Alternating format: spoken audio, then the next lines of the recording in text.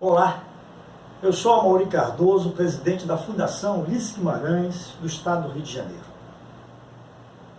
Eu tenho abordado, na oportunidade, em vídeos e através de meus artigos, sobre vários assuntos de interesse da sociedade. Eu hoje quero trazer um ponto de vista que eu tenho discutido muito com especialistas e amigos no ramo da administração pública. Em especial, sobre o momento por que passa o executivo público, ou seja, na instância, os municípios, o Estado e a União, ou seja, as unidades da federação. Já de algum tempo,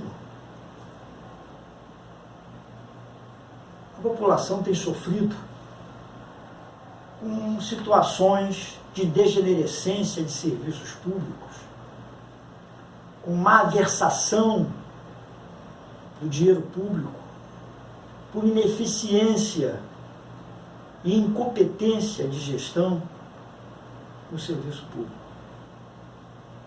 Isso tem se agravado. E nos últimos anos a gente tem constatado que a grande maioria do poder executivo, seja municipal, estadual e o federal, tem governado diante de uma grave crise fiscal. Crise fiscal essa, na maioria das vezes, em razão da incompetência de gestão de muitos, do desgaste, do gasto excessivo, sem um necessário planejamento, e a sangria que ocorre com a institucionalização da corrupção. Fala-se muito da necessidade das reformas e há muito tempo que isso vem sendo debatido, mas não acontece. A reforma da Previdência, que está em discussão aí, nesse lenga-lenga, a reforma tributária, a reforma política e eleitoral, a reforma trabalhista, enfim, dentre outras, extremamente necessárias para facilitar uma maior ação dos poderes executivos.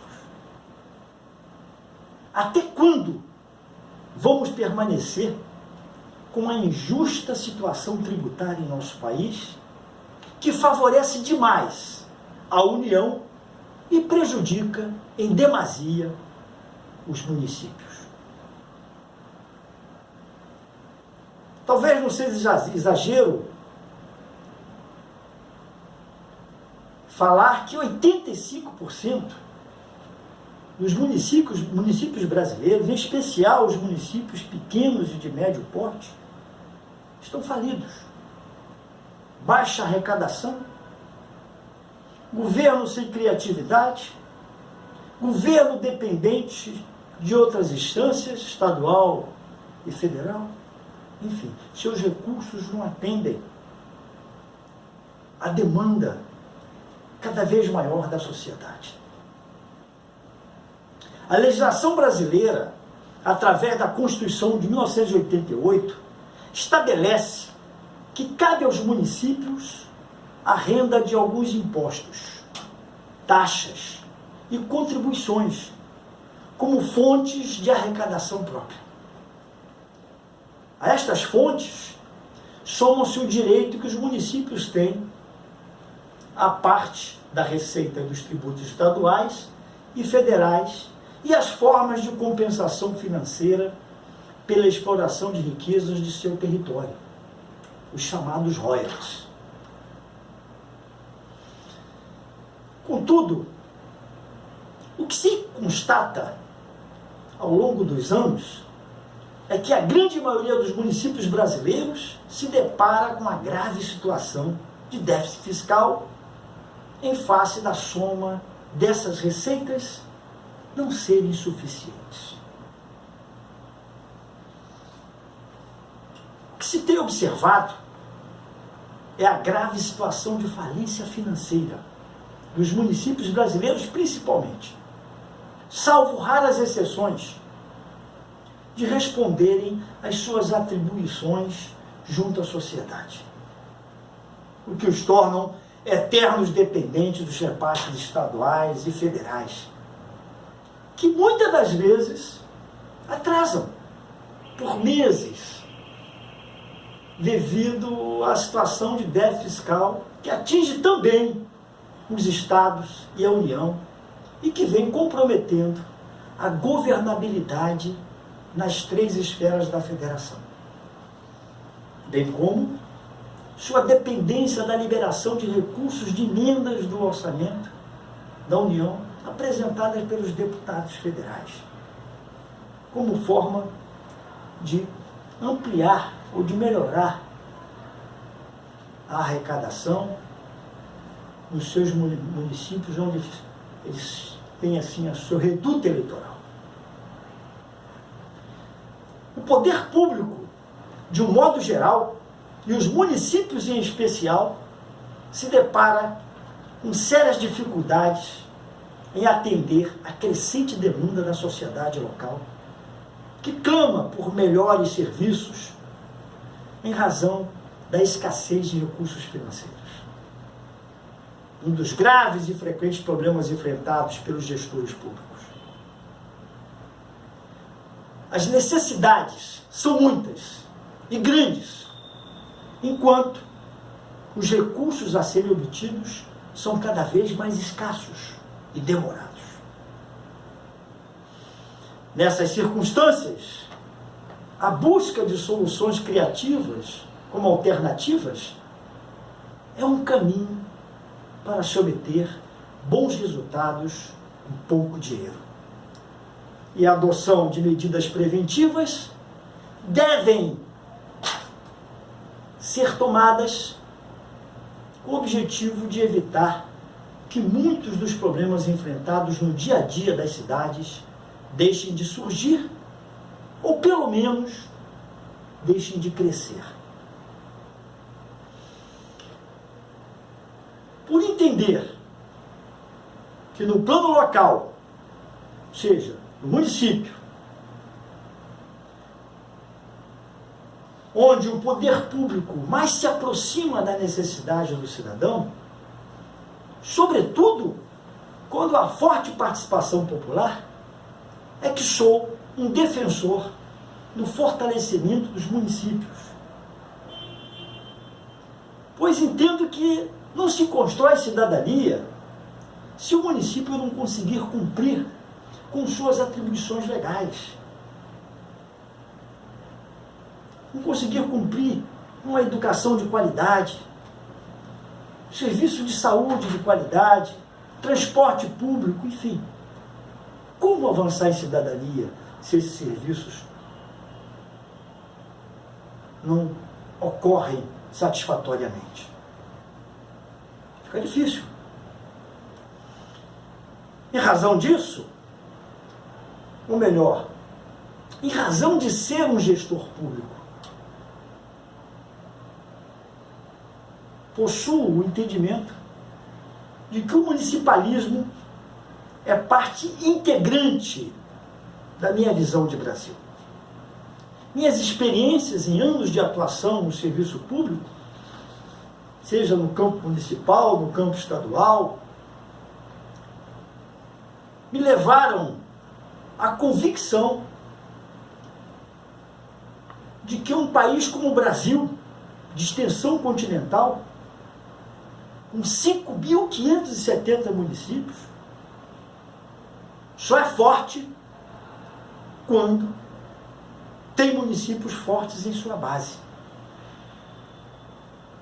Entendo também, em razão disso, que é no plano local que o poder público mais se aproxima das necessidades do cidadão.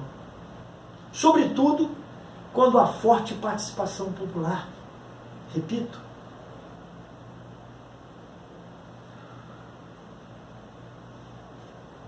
atualmente,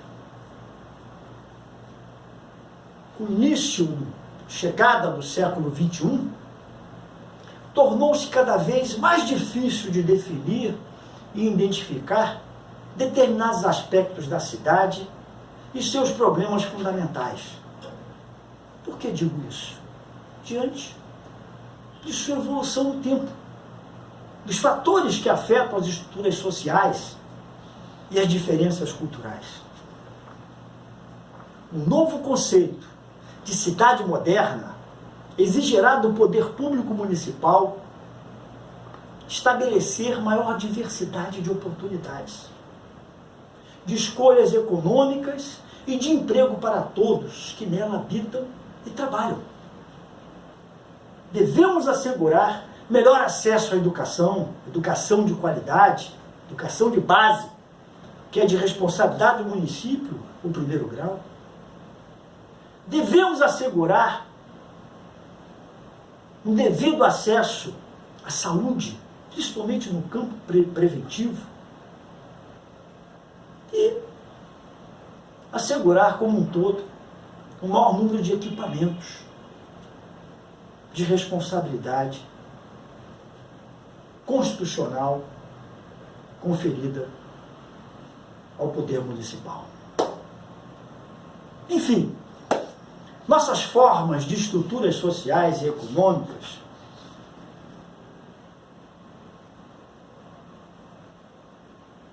requerem nova mentalidade, requer gestão criativa, moderna, a fim de evitar as grandes disparidades sociais causadas pela exclusão, pela pobreza, pelo alto índice de desemprego, que culmina no avanço da criminalidade. Os serviços urbanos e a habitação deverão estar adaptados à evolução muito rápida das necessidades básicas que devem ser asseguradas em condições acessíveis, principalmente financeiras, em condições que os cidadãos possam suportar. Nesse contexto, que trago aqui de forma resumida, pois é complexo, entendo que as cidades precisarão cada vez mais fazer escolhas estratégicas, uma vez que as economias locais e regionais se tornarão cada vez mais interligadas às economias de outras regiões, em face da tendência do crescimento de sistemas de inter-relações econômicas entre as cidades, com isso criando redes urbanas de desenvolvimento. Isso é positivo. E não atinge, ou seja, sem a perda da sua diversidade, ou seja, da diversidade de cada município, da cultura de cada município. Isso tem que ser trabalhado por região, que é uma possibilidade de amenizar a situação preocupante, a grande situação de dificuldade por que passam as instâncias municipais, o poder público municipal. Muitos dos importantes problemas financeiros e sociais com os quais as cidades se debatem atualmente conduzem a deficiências na prática da democracia local, em razão dos cidadãos se sentirem abandonados pelos seus representantes. No momento em que o poder local não cumpre com as suas obrigações, e pior, não cumprem com as suas promessas de campanha, o resultado é o descrédito a indignação da população. E esse abandono sentido pela sociedade de seus representantes, que foram, é bom deixar claro, democraticamente eleitos, fazem com que esses representantes percam a confiança da população, da sociedade, dos seus eleitores. Por fim, devo destacar que o grande responsável pelo colapso dos serviços públicos é, na maioria das vezes, o despreparo e o alto grau de ineficiência e irresponsabilidade fiscal do Poder Executivo. Ou seja, do gestor público, cuja má gestão, por vezes, se agrava com práticas ilícitas de corrupção. Diante das constantes decepções, frustrações e revoltas a que são acometidos os cidadãos, as exigências da população ante os agentes políticos cresceram muito, o que fez surgir no eleitor o interesse pelo candidato que se apresentar como um gestor moderno, com um compromisso com uma gestão transparente, que apresente propostas para temas essenciais, bem fundamentadas, que demonstre estar devidamente preparado para administrar com competência e eficiência e tenha propostas criativas de soluções, criativas e factíveis, de soluções para as principais e emergenciais demandas da sociedade. E que, acima de tudo, se apresente como um gestor que seja capaz de fazer mais e melhor. Este é o desafio do gestor público. Daqui um pouco mais de um ano, teremos eleições municipais. E fiquem certos que a população não será mais tão tolerante como tem sido a casos de ineficiência, de incompetência, de malversação dos recursos públicos. Fica aqui esta minha mensagem, este meu ponto de vista. Se você comunga, concorda com o que acabei de falar, compartilhe esse vídeo, compartilhe entre os seus amigos. E se você quer conhecer meus pontos de vista sobre outros assuntos, visite o meu blog de artigos, www.amauricardoso.blogspot.com.br. Muito obrigado pela sua atenção e deixo aqui o meu abraço.